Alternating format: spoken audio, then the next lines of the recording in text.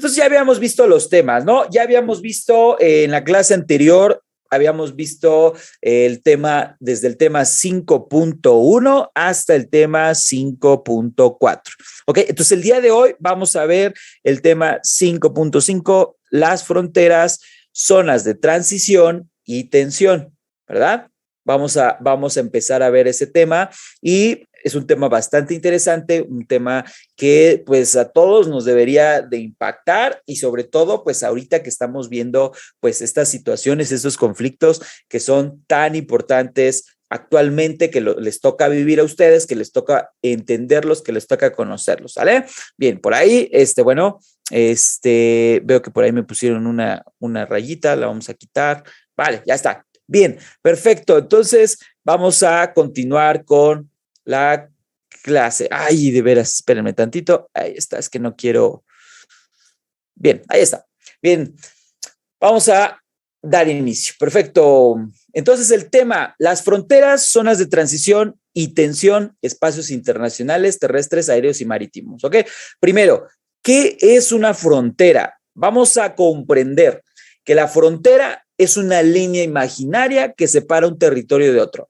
Ok, acuérdense, es una línea imaginaria. No hay como tal una situación o una línea que se forme de manera natural. Se toma como referencia, pero no se crea de manera natural. No es que la naturaleza haya decidido, no, pues aquí está México, pero a partir de esta línea inicia Estados Unidos. No, definitivamente no lo decidió la naturaleza. Para la naturaleza no le importa cuáles son las fronteras, no le importa cuál es la frontera de México y cuál es la frontera de Estados Unidos, obviamente. ¿Ok? Entonces, pues esa es la situación. Vale. Entonces, ¿qué son las fronteras? Pues las fronteras son estas líneas imaginarias que separan un territorio de otro. Entonces, este límite es determinado por quién? Por los tratados internacionales y definido por las leyes de cada estado. Claro que si los países deciden por sí mismos que se van a adueñar de un territorio, pues a veces los mismos países son los que deciden, ni siquiera los tratados internacionales. Lo estamos viendo ahorita con Rusia. Pues Rusia sí dice, es que este era mi territorio, me lo quitaron, ahora regrésenmelo. Y tratados internacionales u otros países que estén en contra de este conflicto, no se metan, porque este es mi territorio, ¿ok? Este es mi conflicto y no quiero que se metan, ¿ok? Entonces, ¿por qué son importantes las fronteras? Hay que comprender a grandes rasgos que son importantes porque son las zonas de transición entre países. Ya vimos por ahí el tema de migración, ya vimos por ahí el tema de inmigración, emigración, de movimientos de las personas de un país a otro. Y estas zonas de transición, pues son esas mismas donde se están dando estos movimientos. Y esta línea en muchas ocasiones está determinada no solamente por una línea imaginaria, sino por muros, vallas, ríos, lagos, lagunas, etcétera, etcétera. Eso es lo que delimita el territorio. A veces se requiere de una barrera que no permita pasar a las personas porque el país así lo quiere o porque los países así lo quieren. Entonces, pues hay pasos controlados para el tránsito de entre personas de un estado a otro, o sea, no se cierran por completo, tiene que haber un paso de alguna manera entre un país y otro. Ahora, entonces, desde el principio de los tiempos y con la aparición de la propiedad privada, las fronteras han sido zonas de tensión entre grupos, sociedades, pueblos, etcétera. Como ustedes lo han visto, siempre ha habido conflictos en las fronteras. Pero no solamente hay conflictos entre Estados Unidos y México, en la frontera de Estados Unidos y México, o en la frontera de Centroamérica y México. Hay conflictos en muchas en otras fronteras de otros países. Cada grupo obviamente se atribuye, ¿no?, el espacio territorial por distintas razones, pero con el paso del tiempo van cambiando estos territorios. Se van adueñando algunos países o van perdiendo territorio otros menos fuertes o menos capaces de conservar esos territorios. Lo vivimos en México. En nuestros tiempos no es la excepción, jóvenes. Hay fronteras que son zonas de tensión por varias razones, entre las que se encuentran muchas, ¿sale? Ahorita vamos a ver. Entonces, ahí está. En ese mapa podemos ver que el mundo en guerra. Así es el mapa de los países en conflicto. Ah, que me dicen que en Rusia y Ucrania ahorita hay una guerra. Vean ahí en esos países cuáles son los países que se encuentran en conflicto en este momento. Algunos ya terminaron, otros van empezando, probablemente se añadan países, pero vean que ahí no aparece nada más Rusia y Ucrania. Aparecen otros países, ¿verdad? Aparece Afganistán, aparece Azerbaiyán, aparece Colombia, Egipto, India, Irak, Libia, Nigeria, Pakistán, Turquía, Palestina, República Centroamericana, República Democrática del Congo, Siria, Somalia, Sudán del Sur. Y cuando nos hemos enterado de estos conflictos, como nos estamos enterando ahorita del conflicto entre Ucrania y Rusia, ¿verdad que no? No nos estamos enterando de estos, ¿verdad?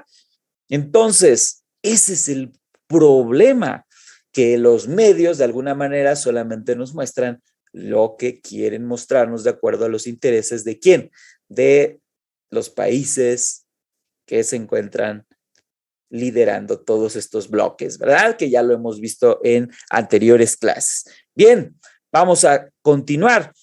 Entonces, el paso desmedido de emigrantes en busca de una mejor situación económica, como por ejemplo personas que van de América Latina hacia Estados Unidos, pues es evidente, ¿no? Es evidente estos problemas. Este es un ejemplo de problemas que se dan en estos espacios de transición, en las fronteras. ¿Ok? Ese es uno, pero también, por ejemplo, existen conflictos entre estados por la apropiación de un mismo territorio. Este tipo de tensión es común entre países en el mundo y ha llevado muchos conflictos armados entre estados. Entonces, fíjense bien, aquí en el mapa más grande estamos viendo cuál es el conflicto que se está dando.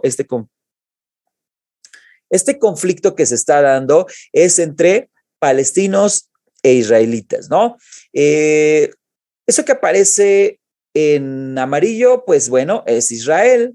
Sale lo que aparece en café, es Palestina, y como se darán cuenta, pues ya está dividido en dos, Franja de Gaza y Cisjordania, ¿ok? Pero vamos a ver desde el punto de vista histórico, desde el punto de vista geopolítico, histórico. Vamos a ver qué pasaba con Palestina en 1947. Si ustedes observan, prácticamente todo el territorio era palestino. Muy pocos asentamientos judíos, ¿vale? Vean, muy pocos, prácticamente nada. ¿Qué pasa después del plan de partición? Pues los Estados Unidos, junto con la ONU y con algunas uniones ahí que dicen, bueno, pues los judíos después de la guerra, pues tienen que tener un lugar, pues darles chance, Palestina, y entonces empiezan a aumentar su territorio. ¿Y qué pasa para de 1949 a 1967? Pues se presentó un mapa como el que vimos anteriormente. Vemos a Palestina ya dividido solamente en dos territorios e Israel empieza a ganar más territorio. ¿Qué pasa ya para el presente? Bueno, y este mapa obviamente ya no es del presente.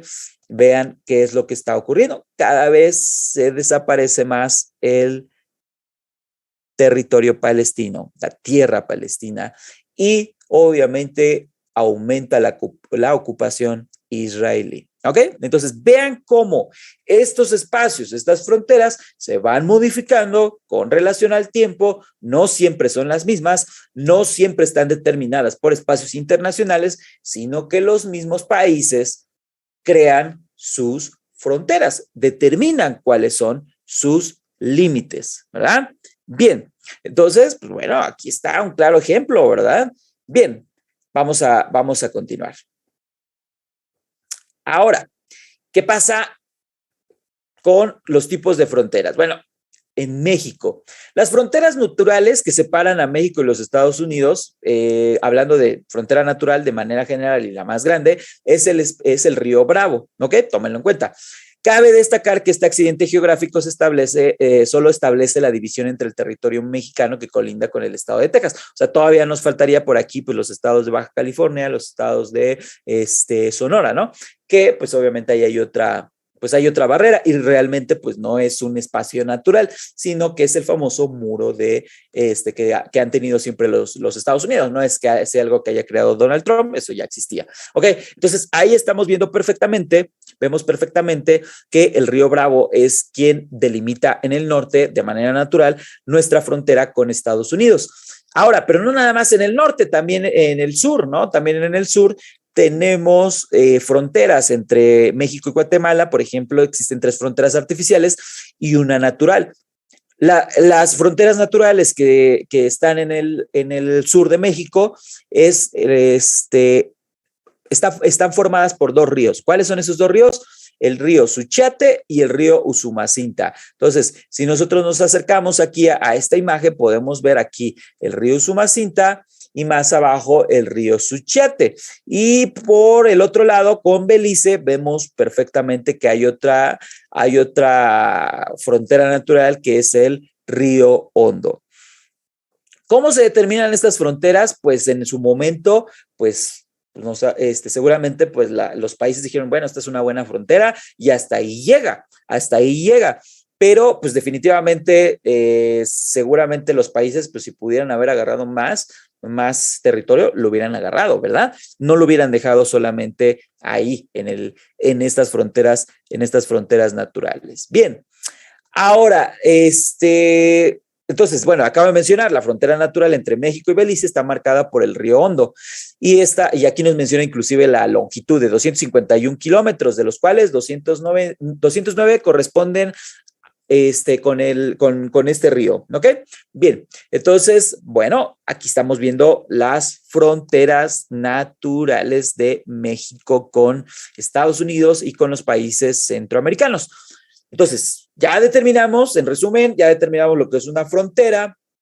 Es una línea imaginaria que está determinada por los tratados internacionales, aunque en realidad ya vimos que los países o los gobiernos o los estados son los que determinan también hasta dónde llegan sus fronteras, aunque no respeten esos tratados. Por otra parte, ¿qué son los espacios internacionales? Pues bueno, como su nombre lo dice, son espacios de libre tránsito entre diferentes estados, ¿sale? Y están exentos de apropiación por los mismos. O sea, no te puedes apropiar porque son espacios internacionales, no pertenecen ni al país ni a otro país, sino simplemente se consideran internacionales.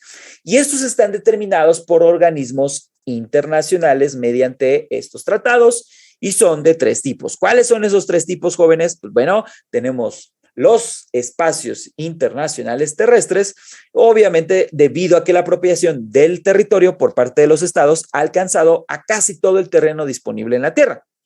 El espacio terrestre internacional se reduce a la Antártida, por ejemplo. Aquí vemos un mapa de la Antártica, donde ya aquí, por ejemplo, pues ya determinaron de quiénes son estos espacios o estos territorios, aunque obviamente, pues bueno, pues no sé de nadie. Bueno, aquí este es otro mapa, perdón, esta es una frontera entre Venezuela y Colombia, ¿no? Estábamos mencioné a la Antártica porque ahí lo está mencionando, ¿no? Que este es el espacio internacional, se reduce a la Antártica, ¿ok? O sea, el continente antártico pues se considera como un espacio internacional, no pertenece en teoría a ningún país. Claro que pues obviamente los países con mayores recursos sí determinan que hay espacios que pertenecen a esos países, ¿ok? No obstante, algunos estados tales como Australia, Argentina, Chile, Francia, Gran Bretaña, Nueva Zelanda y Noruega, de manera individual, han reivindicado partes del territorio de la Antártica, ¿vale? Es lo que les comentaba, ¿vale? Bien, entonces, pues bueno, ahí está. Ahora, otro tipo de espacio internacional son los espacios aéreos. El espacio aéreo internacional tiene varias apreciaciones, puesto que en algunos casos el derecho internacional dice que el espacio aéreo se fija a partir del límite de vuelo de las aeronaves, ¿sale? Entonces, a partir del límite de vuelo de las aeronaves, 20-25 millas, desde un punto de vista más amplio, el espacio aéreo de un estado se amplía hasta por lo menos el alcance de la órbita terrestre de un satélite. Es decir, hablando de la altitud, se considera que ese es el espacio aéreo hasta los 20-25 millas, porque es hasta donde puede llegar una aeronave, pero ya más arriba se dice que no, aunque en algunos casos se dice que, pues sí, es el alcance hasta la órbita terrestre de un satélite. Ok, ¿qué es un espacio internacional, Víctor? ¿Qué es un espacio internacional? Es un espacio que no se considera parte del país donde, eh, que no se considera parte de un país, ¿ok? Por ejemplo, si habláramos de México, bueno, en México el espacio aéreo solamente es de 20 a 25 millas en cuanto a altitud y si habláramos de a partir de la zona terrestre, pues también va a haber una cantidad de millas. Ya una vez que tú sales de esas millas, ¿ok? Por ejemplo, cuando estés en el Océano Pacífico o en el Océano Atlántico, ya ahí ya no se consideraría espacio nacional, ya no se consideraría espacio de México, pero tampoco se consideraría espacio de China o de Estados Unidos o de Japón o de Europa, por ejemplo, sería espacio internacional, es decir, no pertenece, en este caso, no se considera como parte de el país o del continente en sí, ¿sale? Entonces, eso sería un espacio internacional, ¿ok, Víctor? Y ahora, pues ya lo mencioné, podemos tener espacios terrestres internacionales, como lo que mencioné de la Antártica, espacios aéreos, ¿ok? Que se fijan en estas distancias de 20 a 25 millas, o en cuanto a la longitud y latitud también se pueden determinar. Y también tenemos, por ejemplo, espacios marítimos, que aquí es donde queda más claro hasta dónde pueden llegar, por ejemplo, las aeronaves, ¿no? Hasta dónde pueden, perdón, los barcos, ¿no? Hasta dónde pueden cruzar sin, obviamente, meterse en problemas de soberanía con otros países. Y entonces aquí dice, salvo contadas excepciones, las aguas internacionales se comprenden a partir de 12 millas, ¿ok? 12 millas marítimas medidas a partir de la línea base del mar. Ya vimos que los espacios internacionales marítimos se dan a partir de las 12 millas marítimas medidas a partir de la línea base del mar costero. ¿Cuál es la línea de base del mar costero? Pues aquí la vemos perfectamente, pues sería lo que limita las costas con relación al mar. Entonces, a esta parte que ustedes ven en azul más fuerte se considera mar territorial, o sea, todavía pertenece al país. Y a partir de las 12 millas ya se considera un espacio internacional, ¿ok? Y ya de ahí para adelante, pues bueno, aquí nos habla de una zona económica exclusiva que seguiría siendo un espacio internacional. Y a partir de las 12 millas del siguiente país del que se esté hablando, pues ya estaríamos considerando como su territorio, es decir, su mar territorial. ¿Ok? Entonces vean cómo se van limitando estos espacios, porque probablemente hayan visto una película donde de repente llega un, un barco, un avión y le dicen, no puedes estar aquí, llega la Fuerza Aérea, le dice que se retire o pues, si no van a tener que derribarlo, ¿no? Ya sea un avión o ya sea un barco. Y lo vemos mucho con los japoneses. Los japoneses, pues, como que no respetan mucho esta parte de lo que es la zona económica exclusiva y la zona contigua o el espacio internacional, puesto que, como ustedes saben, Japón tiene sus barcos pesqueros, atuneros, y lo que hace simplemente, pues aquí está la línea que delimita el espacio aéreo internacional y el espacio aéreo territorial, entonces simplemente me paso, voy por ese lugar, voy hacia ese lugar porque ahí obviamente es donde yo voy a encontrar mayores recursos de atunes, los extraigo y ya nada más me regreso. Entonces, en lo que llega la Fuerza Aérea, en lo que llega pues la defensa de ese país, pues ya obviamente pues los japoneses, los barcos japoneses atuneros regresaron muy fácilmente, ¿verdad? Y entonces, inclusive ahí ellos mismos en los barcos, ¿sale? Ya llevan el enlatado, llevan todo el proceso de el atún, de ir procesando el atún para que cuando ya lleguen a su país, ya lleguen a la costa, pues prácticamente se distribuya el producto, ¿ok? Así de eficientes son, pero también pues son, de alguna manera, están rompiendo con estos tratados, ¿no? Con estas leyes internacionales. Bien. Entonces, exactamente, se puede iniciar un conflicto por ignorancia. Ya sabemos cómo son los presidentes latinos, ¿vale? Exactamente. Bien. Muy bien, Celik. Perfecto. Qué lástima que no has venido, que no viste las sesiones anteriores, que no llegaste porque no, se pusieron bastante interesantes. Yo creo que se ha puesto bastante interesantes, sobre todo con pues la participación de todos y cada uno de ustedes. Entonces, ya vimos lo que son las fronteras, ya vimos lo que son los espacios internacionales y no sé si hasta ahorita estamos claros en cuanto al tema, en cuanto a la temática: fronteras, zonas de transición y tensión, espacios internacionales, terrestres, aéreos y marítimos. ¿Quién estaría rompiendo alguna ley?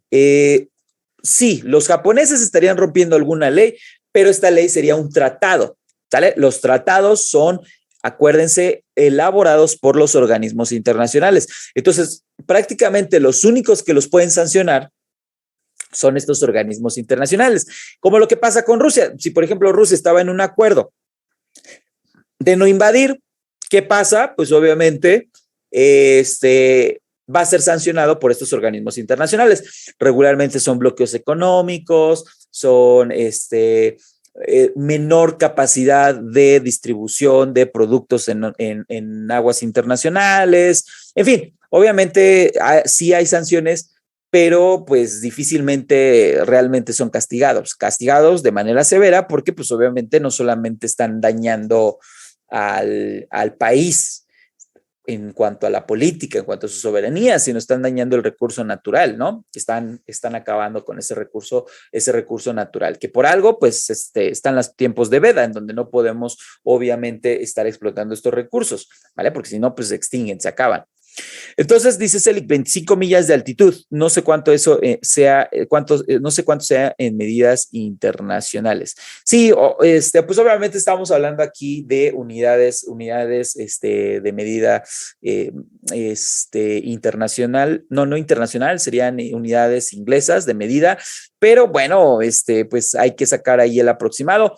Aún así, o sea, en cuanto a lo marítimo, así se maneja, ¿no? Realmente, pues se maneja en estas unidades, no se maneja en kilómetros, salvo algunas excepciones, regularmente se maneja en millas. Muy bien, pues hay que simplemente hacer la conversión y ya con eso podemos saber cuánto. De todas maneras, no creo que Celic diga, pues me voy a ir nadando así hasta aguas internacionales, ¿verdad? Es una distancia impresionante para irse nadando. Claro que sí hay personas que sí lo han hecho, ¿verdad? Sí hay evidentemente personas que sí han transitado por lo menos de una isla de un país que se encuentra en una isla hacia el otro, nadando, obviamente con ayuda, con apoyo y con supervisión de especialistas. Perfecto, entonces, pues bueno, aquí creo que vamos, no sé, vamos bien, según yo, pero no sé ustedes cómo van. En el Estado de México no hay ninguna frontera, pues sí, las fronteras con todos los demás estados con los que colinda, está pues obviamente la Ciudad de México, con Puebla, con Guerrero, con Hidalgo, sí, obviamente con quién más colinda. Bueno, sí hay fronteras, ¿no? En ríos obviamente no, definitivamente no. Muy bien. Pues bueno, vamos a continuar. Ahora sí, vamos a pasar a los siguientes dos temas. Vamos a darle avance al mismo. Bien, pues vamos a pasar al siguiente tema, que es patrimonio cultural. ¿La laguna cuenta como frontera, Ticia? Sí puede contar como frontera, obviamente, si está cerca de esta línea imaginaria y que pues existe determinada por el Estado.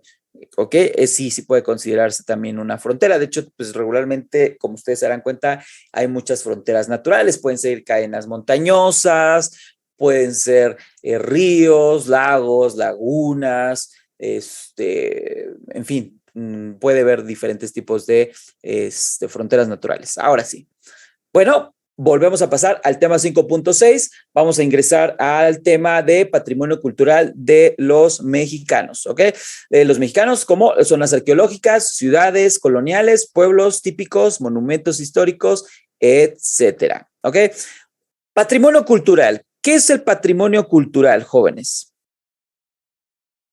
¿Qué es el patrimonio cultural? Bueno, la UNESCO define el patrimonio cultural de la siguiente manera. El patrimonio cultural de un pueblo comprende las obras de sus artistas, arquitectos, músicos, escritores y sabios, así como las creaciones anónimas surgidas del alma popular. y el conjunto de valores que dan sentido a la vida, es decir, las obras materiales que expresan la creatividad de ese pueblo.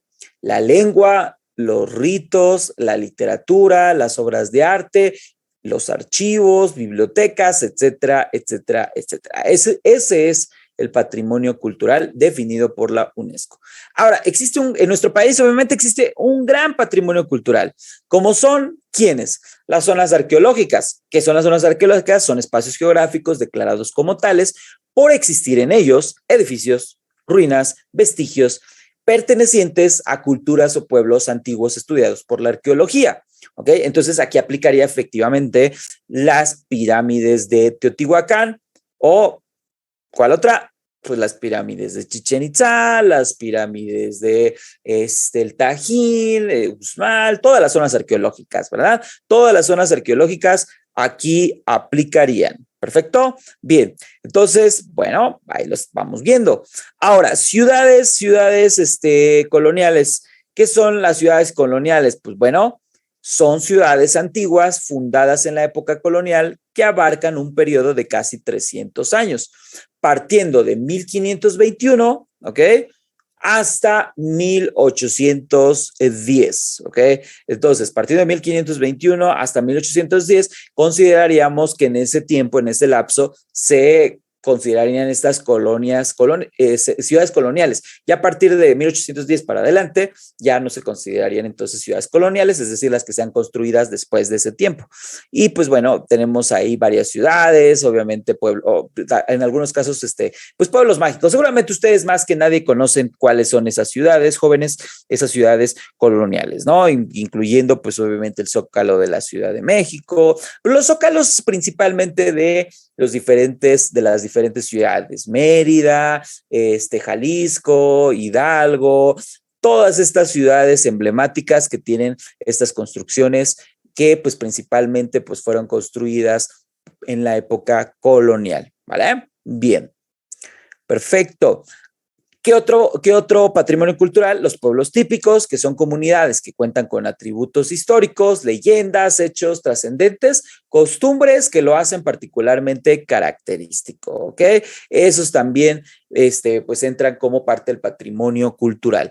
Los monumentos históricos también son aquellas construcciones que tienen especial relevancia en la historia del pueblo mexicano, como el Monumento de la Revolución, Bellas Artes, el Ángel de la Independencia, ahí vemos también la Biblioteca Central de la Universidad Nacional Autónoma de México, que lo más seguro es que Fernanda y Alexa, pues ya dentro de 3 años y medio ya estén, pues ahí, esperemos que estén ahí también, ¿verdad?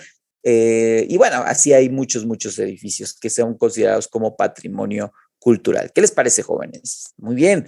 Bueno, no sé si hasta aquí hay alguna duda. Está fácil, ¿no? Está sencillo. Creo que conocemos estas zonas arqueológicas, ciudades coloniales, pues sobre todo los que están viajando. Exactamente, Alexa, ya estás ahí. Perfecto. Ahora vamos a pasar a lo que son los espacios. Siguiente tema es espacios de soberanía nacional. Terrestre, marítima e insular y aérea. Va relacionado con el tema que vimos de espacios internacionales, pero en este caso vamos a hablar ya ahora sí solamente de los espacios de soberanía nacional. Y bueno, ¿qué son? ¿Qué son los espacios de soberanía nacional? Pues son espacios que se refieren a la parte limitante geográfica dentro de la cual se ejerce la soberanía del Estado. Es decir, hasta dónde tiene poder el Estado de un país. ¿Ok? Eso se consideraría espacio de soberanía nacional. Ya a partir del espacio internacional, pues obviamente el Estado ya no tiene control. Lo vemos, por ejemplo, en lo que comentabas, hasta qué punto el Estado tiene control sobre aquellos barcos atuneros de Japón que obviamente invaden pues nuestro espacio marítimo, ¿ok?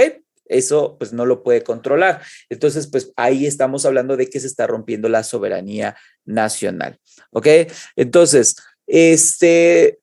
¿a qué te refieres, Víctor, con la pregunta ¿cómo? Dime para aclararles también a los que están en la clase grabada si es que no entendieron.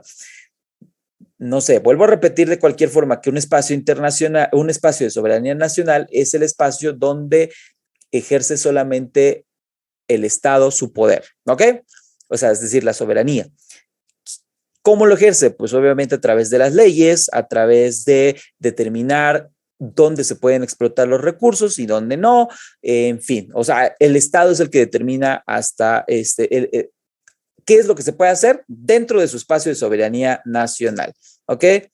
Entonces, ¿a qué se refiere con el espacio de soberanía nacional? A ese, Víctor, al espacio que nosotros o que el Estado puede controlar. Por ejemplo, en el momento que un país extranjero invade una isla que se encuentra dentro del espacio o que es considerada parte de México, ¿sale? En ese momento se está rompiendo el espacio soberano, ¿ok? La soberanía nacional. ¿Por qué? Porque está interviniendo un país extranjero en una zona que todavía se considera como parte de el Estado mexicano, ¿ok? Entonces, el Estado mexicano ahí puede aplicar todas las de la ley si es que se está rompiendo alguna de estas, pues, de estas leyes de soberanía, ¿ok? ¿Vale? Entonces, recuérdalo, Víctor. ¿Vale? Ahorita lo vamos a ver inclusive con un mapa para que lo intentamos todavía mejor. Entonces, cómo definimos soberanía? ¿Cómo definimos soberanía? Déjenme quitarme aquí la grabación, ¿vale? Bien. Bien, ¿cómo definimos soberanía? Pues como el poder supremo del Estado. Es decir, ejercer soberanía se refiere a que en este punto determinado de espacio geográfico, el Estado es quien tiene el poder supremo. ¿Ok?